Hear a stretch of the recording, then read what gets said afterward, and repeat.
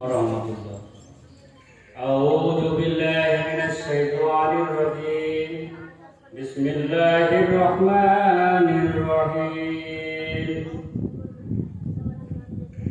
যে সূরাটি তেলাওয়াত হলো তার আমি তরজমা করে শোনাচ্ছি। সূরাটির নাম হচ্ছে সূরা ফাতির। এটি হচ্ছে মক্কি সূরা।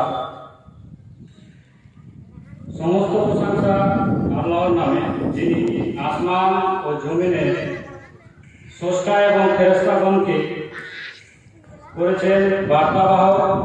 তারা 2 2 3 3 ও 4 4 পাখা বিশিষ্ট। তিনি সৃষ্টির মধ্যে যা ইচ্ছা যোগ করেন। নিশ্চয় আল্লাহ সর্ববিষয়ে সক্ষম। আল্লাহ মানুষের জন্য অনুগ্রহের মধ্য থেকে যা খুলে দেন তা